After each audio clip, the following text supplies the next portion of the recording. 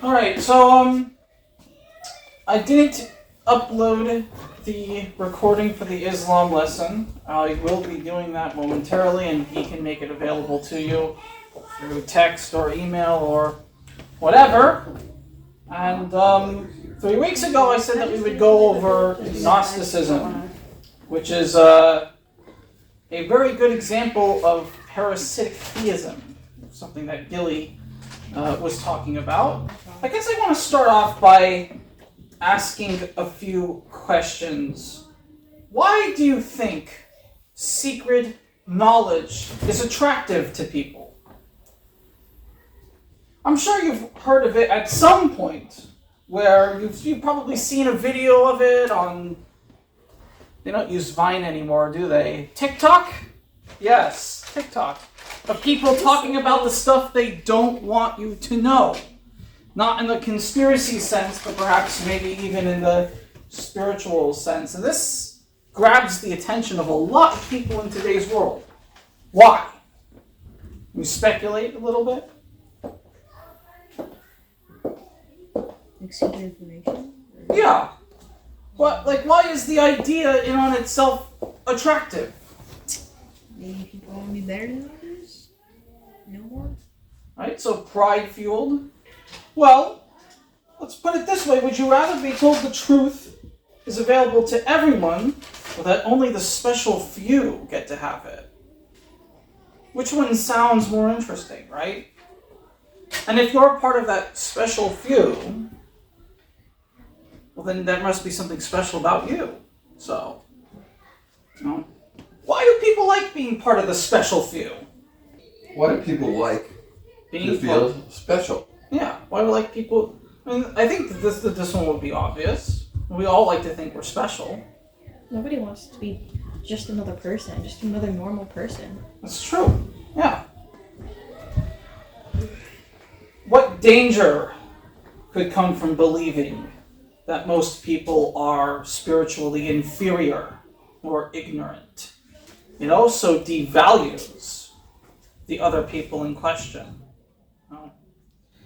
So, what is Gnosticism? Well, that's a bit of a complicated question. It could be. As Judaism was developing throughout history, adjacent to it were these other ideologies: paganism, Hellenism, and mystery schools. Hellenism is basically Greek paganism. And mystery schools were sort of like pseudo-science mixed with spirituality. The Babylonians had mystery schools. The Egyptians had mystery schools. By the time we get to the First Temple period, this emergent continuity of ideas start to merge into what we can begin to understand as Gnosticism. And the basic idea of Gnosticism was pretty simple. That this world is not real.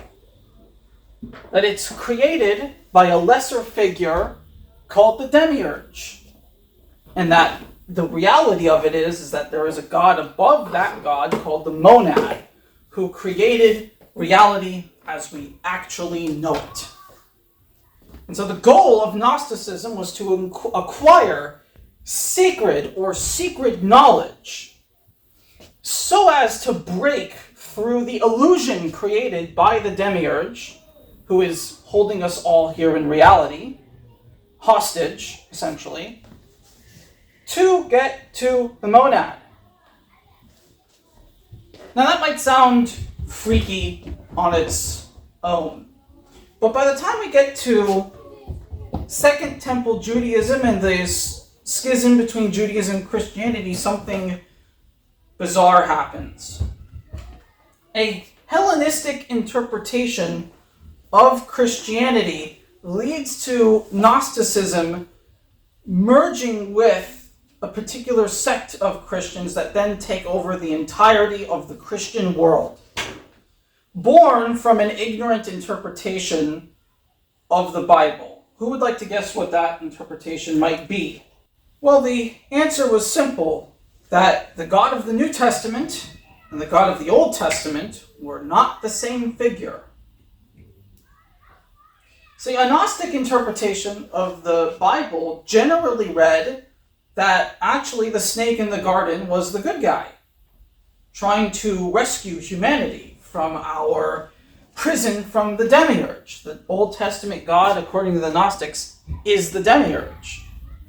Well, this opened up the gateway to suggest that Jesus was the monad, that he had come in a physical body to finally set humanity free, and that he was actually the snake in the garden. That's what they believe, that Yeshua and the snake in the garden are the same figure.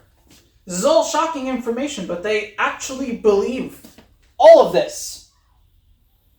I'm going to explain why that's important to us. First, a little more history. Gnosticism has managed to worm its way into the Abrahamic faiths in a variety of ways. The big one that some of us might be familiar with is Kabbalah, which is Jewish mysticism. It's Gnostic, fundamentally speaking. Look, all their tiny beliefs outside of Judaism, they all are borrowed from this original Gnosticism. The Christian belief of Prisca Theologia, which is the idea that there was a continuity of true faith throughout all of time, that's a Hermetic idea, which is from Gnosticism. The biggest one here would be Nazism. Nazism is a direct descendant ideology of theosophy, which should be here, but I don't know the symbol off the top of my head. It's about there, give or take.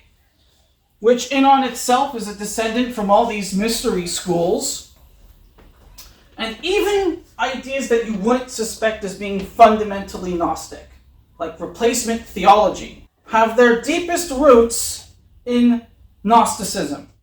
Now, Gnosticism, replacement theology, is the belief that the church has completely replaced the Jewish people. Right? Many Christians actually believe this on a doctrinal level, but it's a fundamentally Gnostic idea. It's not mentioned anywhere in the New Testament. So, how do we connect anti-Semitism to ancient Gnosticism? Well, it's actually pretty simple. Okay? If the Jewish people are the chosen one of the gods from the Old Testament, that would be this guy. And they subsequently reject this guy, which means that they reject this guy.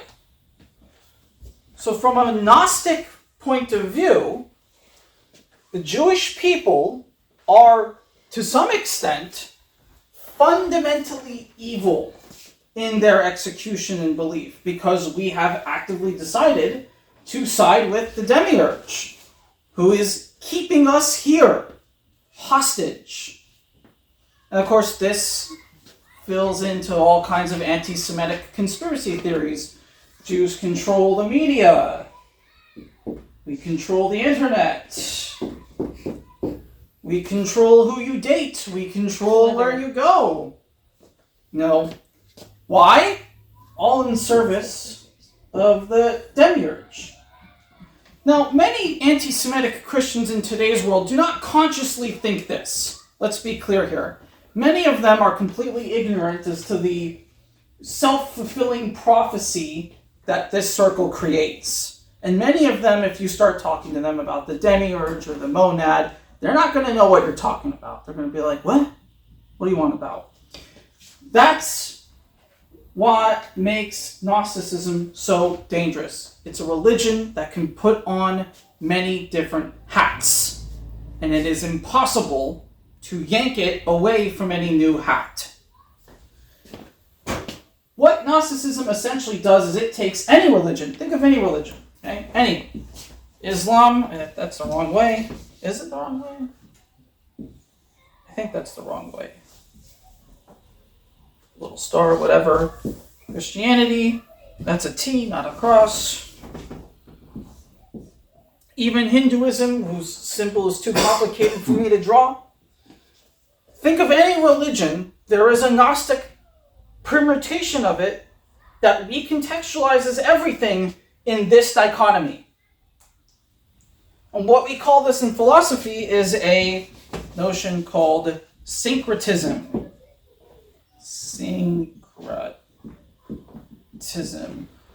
Or the idea that you can take two ideas and fuse them together as if they were one idea.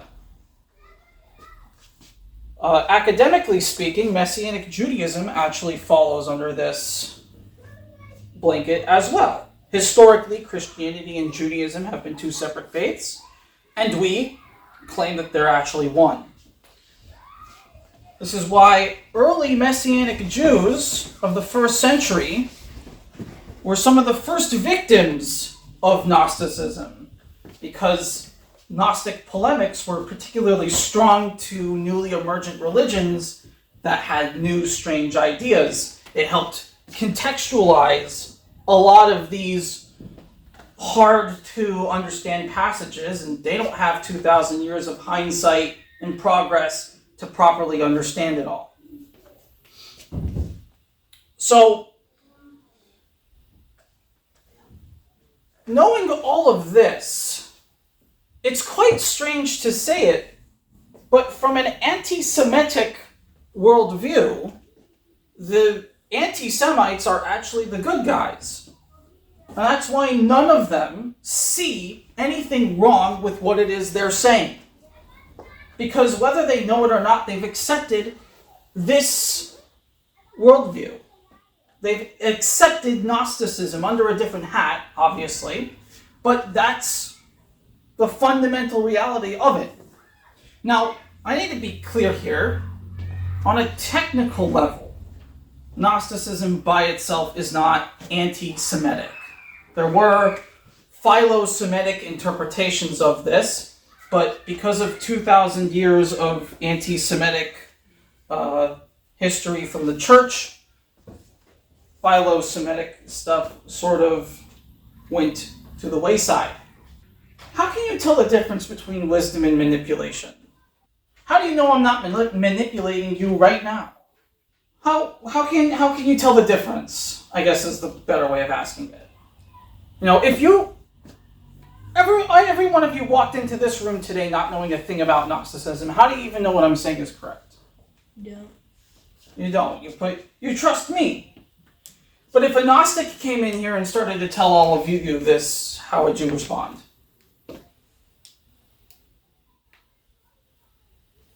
I'd laugh in their face. We'd laugh in their face. That's one option. See, this is where Gnosticism finds its foothold. This is why I'm asking it, because a lot of Gnostics, at least in my experience, and I don't mean to be mean, tend to be highly manipulative. And what they will use in their language is wisdom language.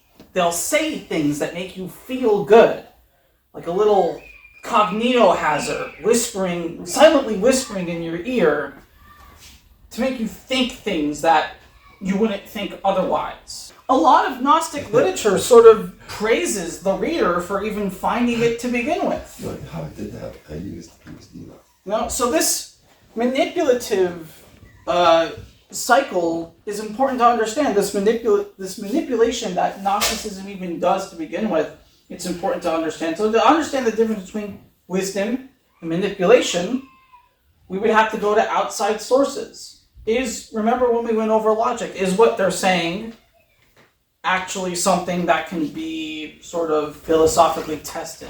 Does it run the gauntlet on their axioms? Does it survive outside scrutiny? What should truth produce in a person's character? This couch has been quiet. I want to hear a response from one of them. What was the question? What should truth produce in a person's character? Like, what do you mean by produce? Like, how they should be acting, or what we convey as their character? Let's go with the first one. How should they be acting? And then you can answer the second. Oh, well, why don't I answer both? Well, the way they act, if they're telling the truth, it should be that they're the best connotation of what they know, as much as they know, to be more truthfully honest. But their character would be good. I mean, a lot of people can't handle the truth though, so there might be a discrepancy of a negative connotation within it, but yeah. But wouldn't you say that those Gnostics we've just been talking about, they'd agree with you? A lot of people can't handle the truth. That's why no one likes learning that Jesus is the monad. Well, the idea of, like, people can't handle the truth, I don't really care about the idea, which probably goes with what they say. But the truth is subjective because it's how people want to interpret it and how they want to keep it. Because your truth might be different from someone else's. So the truth is subjective.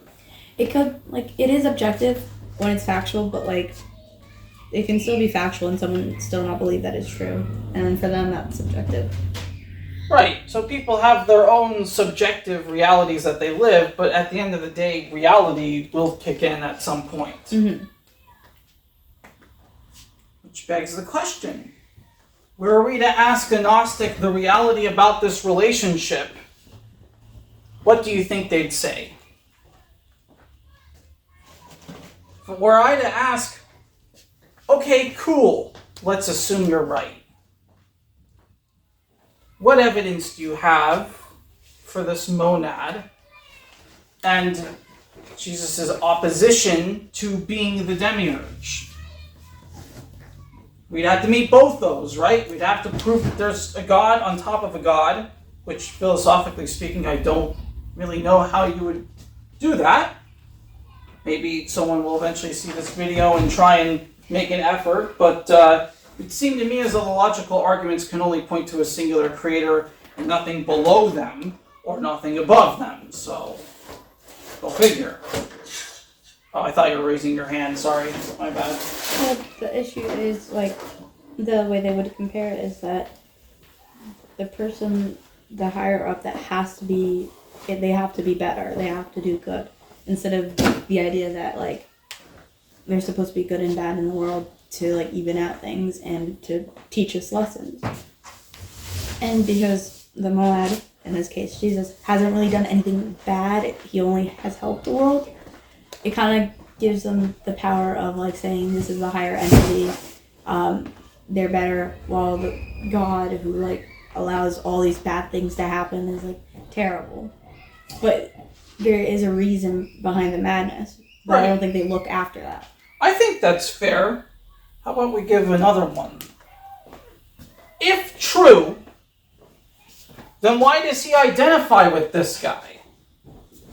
Well, you can identify with someone bad, but then people single you out. There have been so many cases in history where one person does horrible things, yet the other person who was really associated with them has a positive connotation. But the Gnostic claim is that these guys aren't just separate, that to some extent they're diametrically opposed. So then, when we read the New Testament, and I will tell you what the Gnostics say about this once we go over this. When we read the New Testament, it strikes odd that we could even take this on face value, given that from a Gnostic interpretation, should you read the New Testament, you have the monad directly identifying with the demiurge. You have the monad telling you, I am the demiurge. Now that's what Yeshua says. He identifies with God the Father, who's in the Old Testament. So if they're separate entities, why would he be identifying with them? This is a difficult question, I think, for most Gnostics to answer. And it's why, when you talk to most anti-Semitic Christians, they don't even know any of this. Because all of this has been burned away. They might be explicitly saying everything a Gnostic would say in regards to this. Right down to, I don't know how much interaction you guys have with a modern neo-Nazi, but in order to save face, a lot of them will say that Jesus was a Galilean, an ethnicity that does not exist.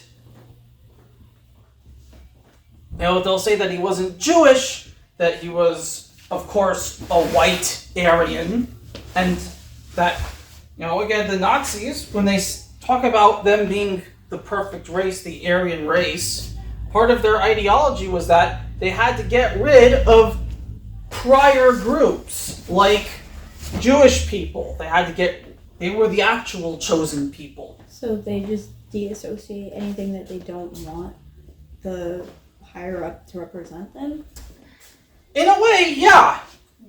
The way Gnosticism sort of works is it gets underneath an ideology and then it disassociates things in order to make it itself, in order to make it work for itself.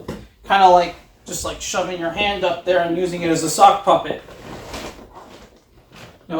This is the reason why Nazis at the concentration camp wore belts that would say Gott im uns, God with us.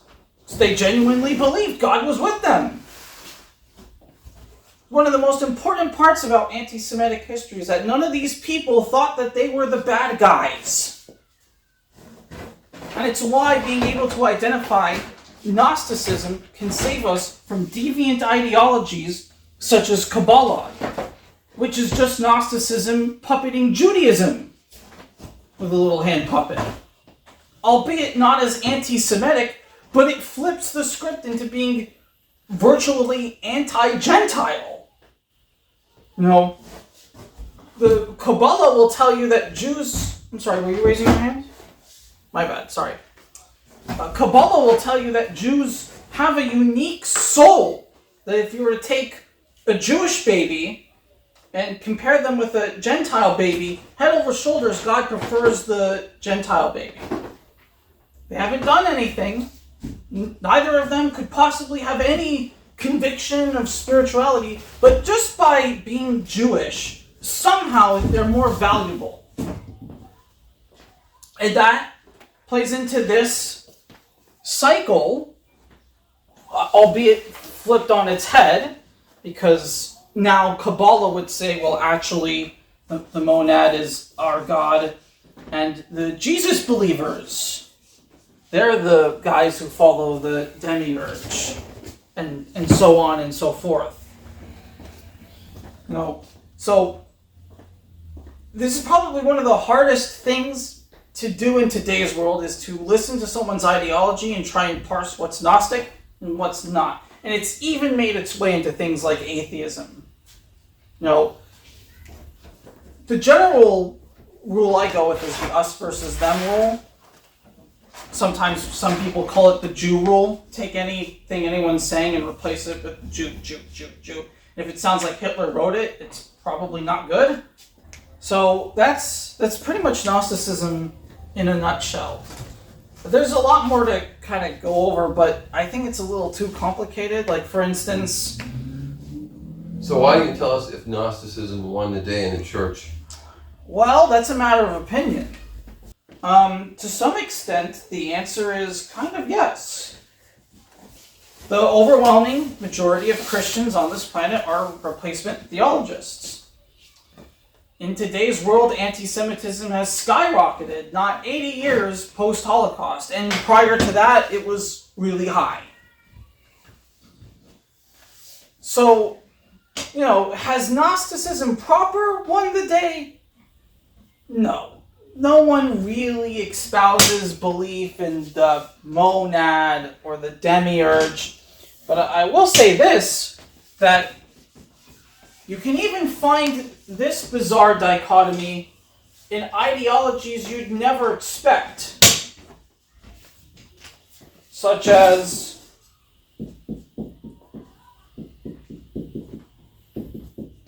flat Earth.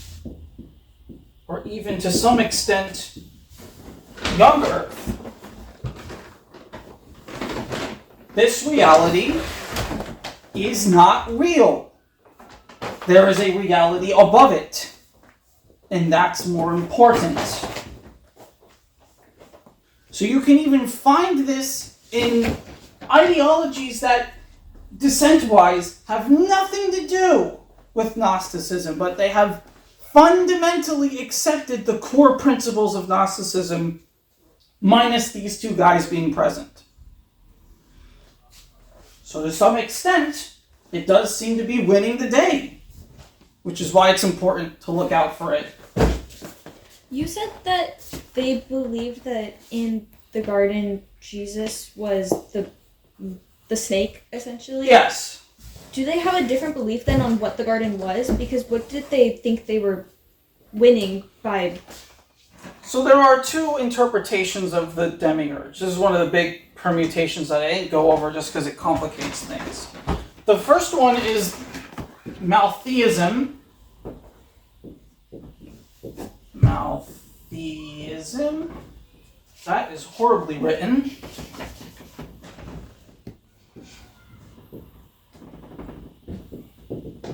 And Maltheism just says, God is evil. That's it. So, interpretation one, the demiurge is evil. He put Adam and Eve in the garden to create like a nice little paradise with the intent of ruining it. Yeah. Yes. So instead they think they win because they ruined it for themselves? Yes. Like the idea is that the demiurge put them in a situation where they could fall on purpose with the intention that they would fall, which would cause humanity's suffering. But since Adam and Eve willingly ate the fruit, it's humanity causing its own suffering. So the demiurge could just sit back and be like, this ain't my fault. You did it to yourself. I told you don't do it. In a sort of tongue-in-cheek type way. The second one is what I will call the ignorant hypothesis. I'm just going to put an H instead of hypothesis. This one says that the demiurge is stupid. That he's not really evil per se, but he's just not smart. So he tried making a good world, but he was stupid enough to put Adam and Eve in a situation where they could eat the fruit of knowledge, and then the monad came along and said, all right, well, let's fix this. Go eat the fruit. So those are the two different demiurges, and this is one of the big reasons why ancient Gnosticism sort of... So for the ignorant hypothesis. The monad was trying to take them away from a stupid person at that point? Yeah.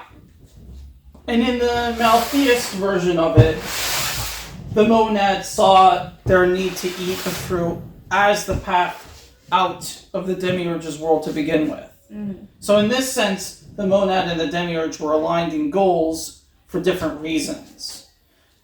That also has that the monad is sort of like puppeting the demiurge to some extent, or manipulating him in order to get all this to work. There's a whole bunch of cosmology and mythology surrounding these two that, again, in 20 minutes, I can't go over, just because it's not possible. But, so I would argue, to some extent, Gnosticism plagues us now more than ever. With anti-Semitic Christianity on the rise, with anti-realism on the rise, with all of these various ideologies, all of whom can trace their origins back to Gnosticism, it is probably, right next to atheism, the single greatest threat we face in today's world. So what do you do about it? What do you do about it? Yeah. The opposite would be what you do about it. You appeal to...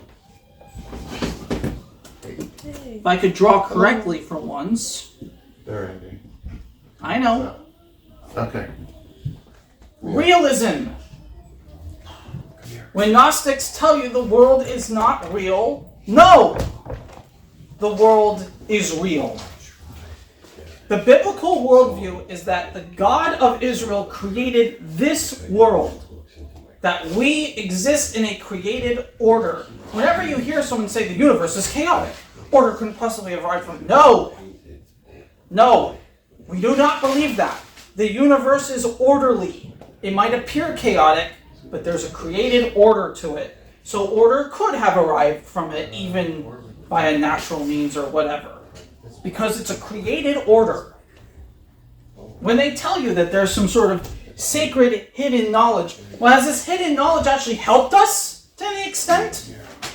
Have we made something from it? Have we made progress from it? Has it given us anything worthwhile? Never in the history of ever has sacred knowledge provided anything to the human race, let alone the Jewish or Christian religions. So the way to deal with this is an appeal to hard reality. We live in one world. There is no world separate. There is no nothing like that. And all you have to do is point out that Gnostics are not capable of proving otherwise. One final question. What is one warning sign that a belief system may be becoming dangerous?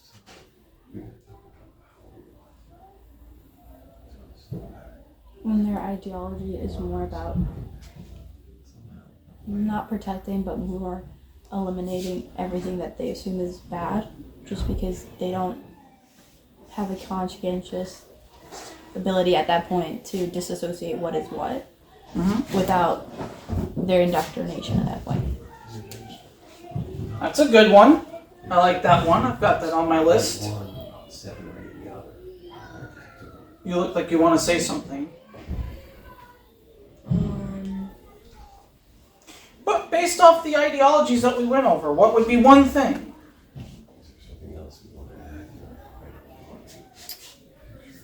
You start feeling superior to everybody else because they don't know what you know. Superiority.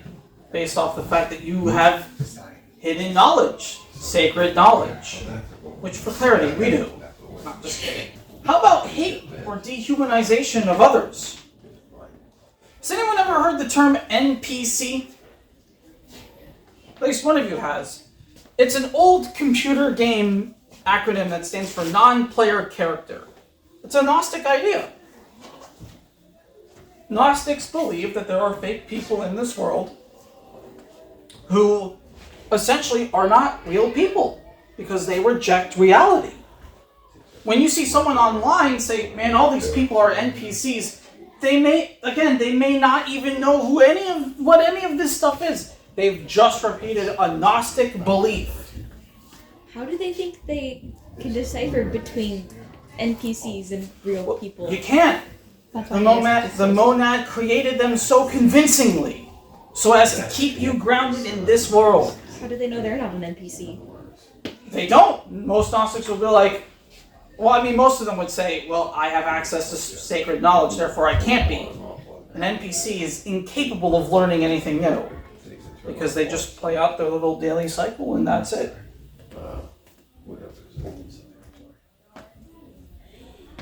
What about cruelty to justify a greater purpose? Kabbalah tells us that the Holocaust needed to happen. I'm not making that up. Kabbalists will tell you the Holocaust had to happen to release the shards of light to reunite with the Ein Sof is what God's called in Kabbalah. Ein Sof. Okay?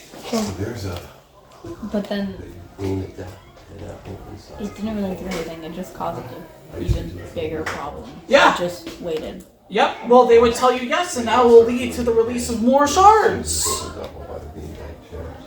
Again, it's a self-fulfilling prophecy. No matter what you do, they will always go back and recontextualize it to what they think. That's what makes this ideology so dangerous. If you fall for it, it's almost impossible to dig yourself out. The search for truth is good. The hunger for wisdom is also good. But when truth becomes a weapon for pride, hatred, and domination, it has stopped being wisdom. That is the conclusion for this lesson. You're free to go. Thank you.